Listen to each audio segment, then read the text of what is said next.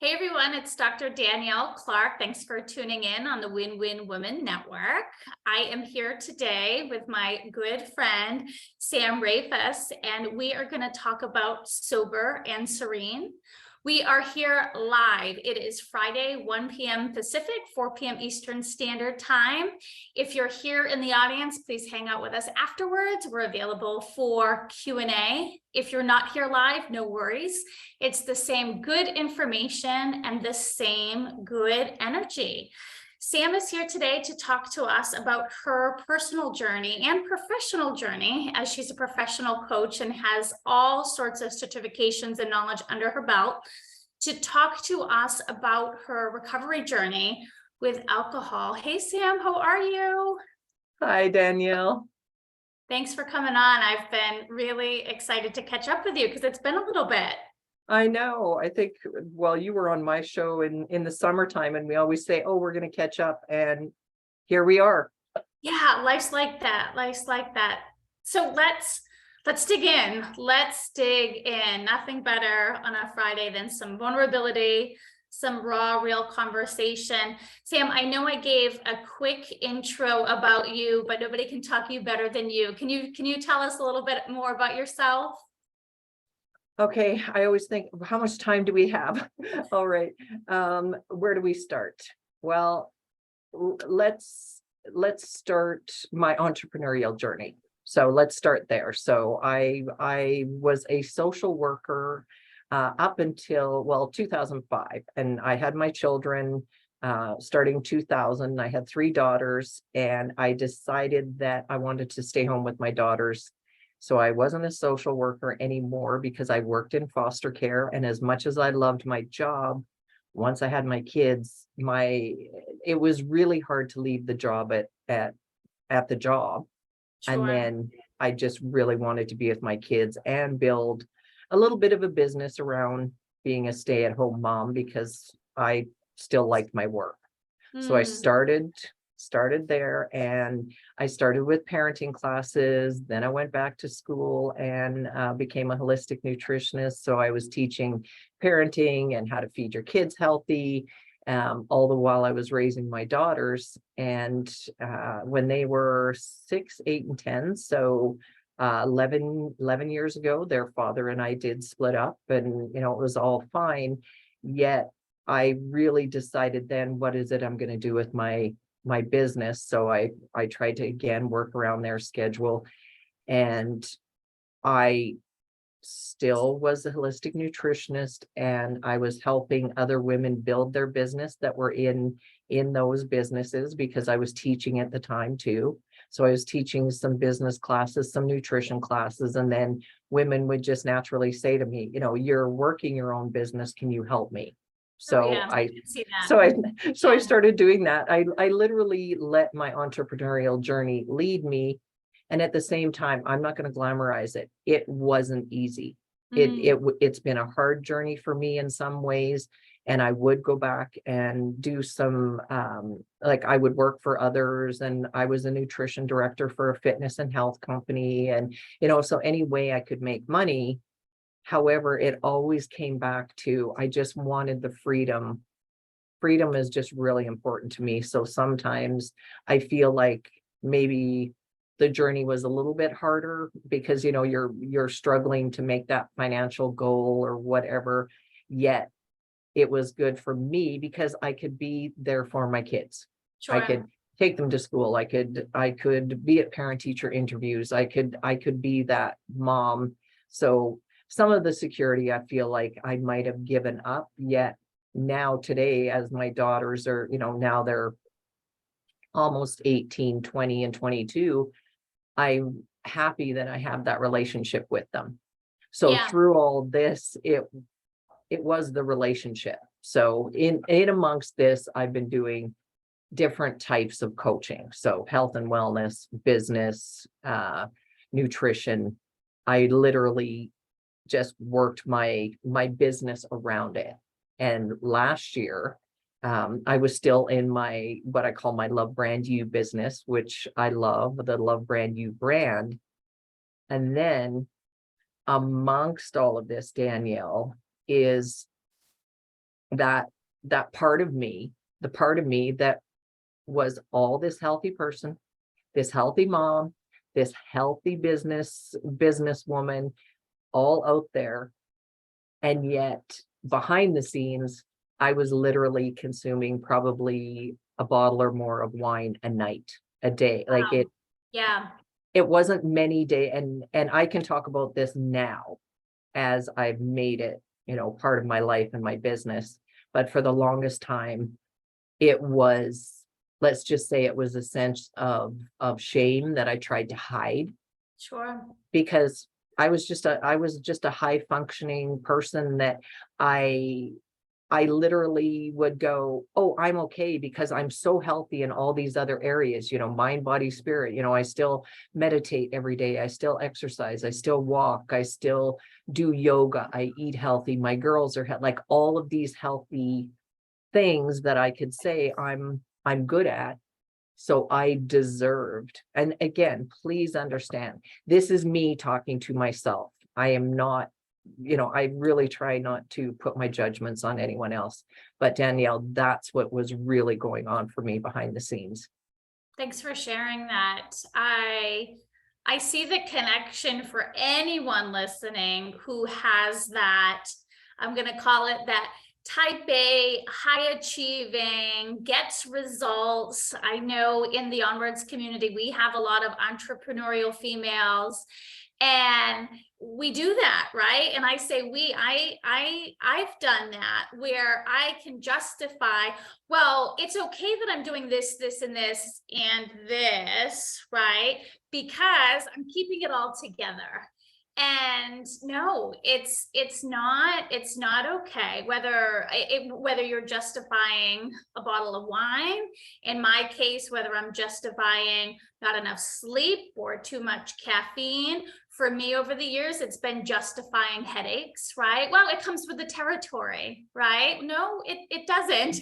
not if you're taking care of yourself, right? And so, yeah, I want to pause there, because for those listening who might be quick to say, oh, well, this show or this episode might not be for me because I don't have a problem with alcohol, it's a good point to reflect, okay, but how can we learn from Sam's journey? Because maybe there's something else that you are quickly sweeping under the rug without even noticing. And so Sam, tell me about that.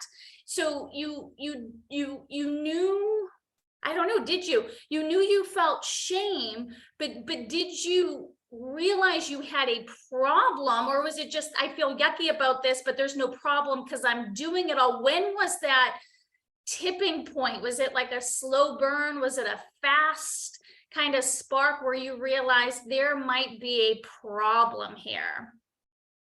There's 2 points to that, because I think deep down I knew it was a problem. I just, because I was functioning, and this was my belief. I was functioning well. Everybody else did it. This is my belief. I'm looking at it, this, having a glass of wine or wine o'clock. Like, I really did look forward to wine o'clock every day. Okay. It's, everybody does it. You see it on TV, you watch TV and, oh, that's normal. People that, Sure. that go to work and come home and have a glass of wine with dinner. Like, I really normalized it. So even the feelings I felt about, what, maybe this isn't so okay. And I would take breaks now and then. Like, I would literally say, oh, I'm not going to drink for a week. And honestly, Danielle, if I'm honest with myself, like I would have these little index cards about these goals for the week that I was going to do. And I'd write down like 1, 2, 3, 1, meditate every day, 2, do yoga every day, to like, I would have these goals, and then it would be 3, no wine this week. And truthfully, meditate every day, check. Yoga every day, check. Wine I'd get for 2 days, and then I'd be like, what? I don't need to do, like, again, I'd figure out a way, like, oh, you've done 2 or 3 days. This was, I always say now, and it's 2 years, 5 months since I have had a drink. And Congrats. thank you. Like, Beautiful. and now I don't even think about it. So there's that. Now it's just become so part of my life, and my life is so wonderful for me personally that that's why I have switched Love Brand You to Sober and Serene. Now that's my brand. Anyway, back to that checklist. I would just say to myself, oh, well, you know what? I'm good. I can do next week. This week, I'm gonna focus on something else. So next week I'll Right. focus on the wine, because I used wine to cope with everything, good or bad. Celebrate, Yeah. not like I say, I drown my sorrows in it. I celebrate, like instead of looking at some other coping or looking within, because let's remember, I've been meditating a good 10-15 years. So I keep thinking, well, I'm okay. I'm looking within. So I still can have that glass of wine. So for me, I Justifying it. justified it. Yeah, that's important. That's important to encourage everyone listening to pause. What stories are you spinning for yourself, right? Food is often one that I know with myself. I'll start out the day strong and say I want to eat lean and green, and I'll do well, have a stressful day. And then it shifts to, well, I can have a few Oreos because I deserve it. I worked hard today. And the reality is, yes, I can have a few Oreos, but it shouldn't be this concept of I deserve it. Like I'm twisting the reality. Yeah. Because I didn't have the self-discipline to stay true to my goal. And I do think whether it's Oreos or alcohol or overeating, overspending, right? Whatever that situation is, it's important for people to get honest with themselves. And I really like how you mentioned the wine o'clock too, because it's so easy for us. The world is sick right now. Like the world is sick. There is so much toxicity. There is so much fear. There is so much blame. And it's so easy for us to say, well, I'm just fitting in, right? If I'm over drinking, or if I'm over venting, or if I explode, or if I treat somebody bad, it's so easy to say, well, everybody else is. I don't have an anger management problem, right? You know, look at him over here or her over there. And again, it's important to pause, because the world is sick, and just because other people are coping with the hard reality of life in ways that don't serve them doesn't mean we need to. Like, we need to clear through that smoke a bit, right? Because it is smoke, that wine o'clock. And again, sure, we're not here to say what's good for someone, what's not good for someone. Wine o'clock can be fun and healthy and cheery, or it can be that smoke and mirror show to make you not feel as bad about your problem. Yeah. And you hit it when you said problem, because somebody having a glass of wine at wine o'clock may not be a problem. Yeah. For me, it was a problem, because once I had one sip, one glass, whatever, for me, it was like, if the bottle's open, I'm drinking the bottle. One glass was not enough for me. And that's where my brain went. And some nights, if it was early enough, I was into another bottle, because I would figure out a way to say, you know what? Oh, I've stretched it out. I've drank this much wine over a period of time, and I've eaten food, and I would tell myself these stories. Yeah. So my brain, or the person that, and for me personally, I don't like the label. So I don't call myself an alcoholic. I just call myself somebody that I can't drink, because I don't have that off switch on that bottle of wine. So for the person that can have, like, I have 3 sisters, and I am the only, and 2 brothers, but I'm the only one of my sisters that literally had that issue. Like, 2 of my sisters don't even drink, because they never really enjoyed it. My other sister that drinks, like, she can have a glass of wine once a month, and it doesn't bother, like. And for me, my brain goes, how can you even think like that? Yeah. Like, Yeah. like that. And that is the difference between a person, and it's called alcohol use disorder. If you're looking at the diagnostic, what is it? The DSM, Danielle, you'll know the DSM-5, the ones that the diagnostic and statistical manual that looks at the things that we have difficulty with. So alcohol use disorder just looks at what severity of the problem of alcohol. So some people would look at me and go, oh, you have a lower severity, because there does come a point, like I'm not the individual that says, okay, I'm going to drink and you'll see me 5 months later. There's Right. some individuals that they drink and they go off the map. Like, so it's not about judging where we're at or judging what severity you have. It is determining for yourself. And that's what I said. When you asked earlier, the defining moment for me was in 2020, when I was with my daughter at the beginning of the world shutting down, and I don't even like to say the word anymore, but when that all started to happen, and I was staying with my daughter, my grandson was born, and I found myself drinking even more wine because we were at home and we didn't have to go anywhere and I could be comfortable. And I just said to myself one day, I can't be drinking this much wine, one. But the defining moment for me was holding my grandson and really, really looking within, like literally holding this beautiful baby. And I still have that image in my head of looking at sleeping baby and just saying to myself, do I want to be the grandma or Nana, as he calls me? Do I want to be that Nana that has the wine glass in my hand as he's growing up? Is that the memory I want for him? Or do I want him to have the memory of me running around with him, being available, whatever it is he wants? So that was for me the deciding factor. And in that moment, I went, I have to figure this out. And it took me, he was born in March, and it took me till July 1st of that year. And I did not choose the first of the month. It chose me. Okay. However, it took me that many months of stops and starts and stops and starts to go, I need to figure this out. So Thank you. it's not easy. I think what a great story. Like, yes, the pandemic, for those who listened, there was a lot of those, right? Like we're going internal more, right? We don't have the external world.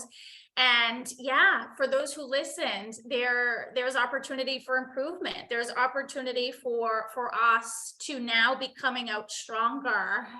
I love that. And to have your grandson inspire you on what memories you wanted to be a part of, and how you wanted him to view you, remember you, experience you is so beautiful. And even those who don't have grandkiddos, I think that's a beautiful concept to lean into, because one day you may, right? One day there's going to be that little bright light somewhere. Oh, that's good. Let's talk about the stop and starts, because I think that's really important, right? Like, this is a journey. And yeah, so I'd love to hear, like, that one step forward, that 2-step back journey. So that way, when people are trying on their own for whatever they're trying, whether it's their alcoholism, whether it's their overeating, like, what did that look like for you? And how did you do that dance and not get discouraged? And how did you move forward? The first thing is the decision. So it really starts with the decision. Yes. And I made the decision many times, but I wasn't as stuck to it. So, and if you talk to anyone, especially in the sobriety community, in the alcohol community that I'm in, because I think each addiction has a little different twist. However, in my community, we always say that something just clicks. So something in you just says, okay, this time I'm going to do it. So I made the decision. 1, 2, you have to replace the habit. If you don't, like, for me, I was triggered. I was triggered by the time of day. I was triggered, and here's what, for me, like some people will say, oh, I had to go to a different room or a different place or whatever. For me personally, Danielle, I drank everywhere. I Mm, drank in the kitchen. I drank it yeah. in the living room. I drank in my bedroom when I was staying with my daughter, because I had my own room. I'm staying with my daughter, and I would want to leave them alone with my grandson while we're all quote locked down. So, I'd take this big, huge cup of wine and go to my room and say, oh, I'm going to read or what. But Mm, Danielle, this was where my thinking is yeah. how can I find the biggest cup in the house so that I don't have to come down and disturb them, so they can have their alone time. Or if I couldn't do that, Danielle, I'd take the bottle with me, Wow. because I'd be Wow. like, just in case I want more wine. And of course I Yeah. did. Of course it was finished. So Sure. for me, when I made that decision, it was like, okay, what am I going to do differently?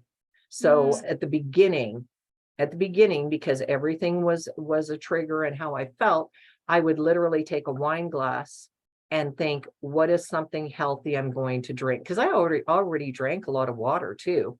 So I would yeah. fill up a wine glass, and I remember getting sparkling water and pouring like lime juice or lemon juice, Yeah. because I like the sour type taste. Mm-hmm. And I would try to make my fake wine look like, because I used to drink the Sauvignon Blancs. So that Okay. was like my go-to one. So I think, how can I fool myself into thinking this might be a wine? And I didn't want to go to the non-alcoholic wine at that point. Like I really wanted to just, Yeah. so that was the first thing, was choosing something different to drink. And then once it got nicer out, because remember, we're in Canada, this is March, it was still cold. I would go out and walk the dog a lot. Like if I was really triggered, I liked walking anyway. So I would grab their dog and I'd go and walk around the block. So anything I could do to stop the behavior, but you have to replace it. So Yes. walking and then different healthy drinks were the two things that I did at the beginning differently. That's great. That's great. It reminds me of my cigarette smoking journey and how I eventually quit. Two of the big shifts that I made that ensured my quitting stuck. Any friend that was a cigarette smoker, I said, love you, but can't hang out with you for a few months. Like I Yeah. need to get stronger, right? So I couldn't lie to myself and be like, oh, I can still hang out while you're No. smoking. I'm just going to be strong enough and not smoke. No, I had to say like, Sharon, Eric, Julie, love you, but can't see you. I'm on Yes. this journey. And two, I had to stop drinking coffee because it was an association. So for me, it wasn't so much a room in the house because I didn't smoke in the house, but coffee equaled cigarette. And so anytime I'd have the slightest sip of coffee, that was my trigger. And so I had to get real with myself. And so similar to you, it was all about being creative with what am I going to drink in the morning, right? So that way I'm still feeling human, right? Yeah. And there was a shift to more juice and more tea on that journey. So I love that. Well, tell us more about the serene part of you. Like again, congratulations. What does life look like and feel like for you today? Well, I would say years ago, I had the personality that, I am quite quiet in lots of regards, but if I got passionate about something, then I could be loud. It was almost like two different dichotomies. So years ago, I started on this path of, how can I just be calm? How can I be calm in every situation? And again, it came with parenting my daughters, because again, I wanted to say, if I'm going to raise daughters, they look to the same sex parent. That's how they, start their own journey. So it really was important to me to be a real good role model for my daughters. So it has been a journey for me for most of my life. However, with the not drinking part, what I had to really start with was, and it sounds silly, however, I just really had to get okay with loving myself and being kind to myself. Yeah. Not silly, not I silly at all, because if you don't love yourself, how are you going to feel the new you? How are you going Yeah. to like step into this new you? You need to match the new energy. So that makes perfect sense. And tell me, for those listening, tell me about the work you do with others. So if someone's listening and they're like, I think I need some help, I want more resources, I want more coaching, what do you have out there that can be of service? What I do with everyone is I always say it starts with a conversation. Because I'm moving from my Love Brand You business, which was health and wellness and business coaching for women. So I've moved Sober and Serene into health and wellness and still doing some business coaching, but I'm really passionate about the sobriety piece. So I just say to everyone, what I do now is, if anyone wants to have a conversation about over drinking, overeating, anxiety, self-doubt, those were all of the things that I struggled with and used wine to cope. And I figured out the overeating thing after I had the kids. So the food piece, I've dealt with that a long time ago. And so now it's the over drinking piece. And even some of the people that come to me usually will just say, I'm not even sure if I do want to quit drinking. I'm not even sure if I do have a problem. And that's why I say, let's have a conversation. And my coaching is habit-based. And right now I'm still working on my program, which is called Seek Your Peace. And it really is about getting at peace with yourself, where you're at. And if you do want to stop drinking, or even explore the possibility of, what you're drinking may be doing to your lifestyle, that's really where I start. And everything just starts with a conversation and really feeling out, am I the right person that might help you on your journey? Yeah, that's so good. And I love your focus on the underlying reasons, right? Because the overeating, the over drinking, the overstimulation on TV or video games, that's not necessarily the problem, right? There could be, like you said, some anxiety, some self-doubt, some shame that's being masked or misunderstood, and because of that, an unhealthy coping mechanism has developed. So good. Sam, anything else we haven't covered that you think would be helpful to give the audience? I think I always just want everyone to know that it's whatever you think and feel. Like, I've had some people say to me, oh, do you think I have a problem? And honestly, and I really mean this from my heart, because I've done so much self-work that it doesn't matter what I think. It doesn't matter what your spouse thinks. It does. And I really truly want people to believe that and understand that Danielle, you and I say it all the time, like, go within, like, really check in with yourself, because that inner self really tells you the message of, and it's not necessarily, don't I have a problem? I get people to check in. What is it you really want for your life? And is whatever you're doing serving what you want for your life? And if it is, keep doing it. If it's not, then I just ask people to ask yourself, how can I do something differently? How can I think something differently? It really starts with your own self-evaluation and self-love, Danielle. We can't say that enough, that no one is harder on ourselves than we are. So true. It's so true. Thank you for leaving us with that beautiful wisdom. Sam, you're amazing. I adore you and your journey. Thank you for sharing your bright light with the world. And thank you for being a part of Onwards. We'll see you soon. Okay, Sam? Thank you. Bye now.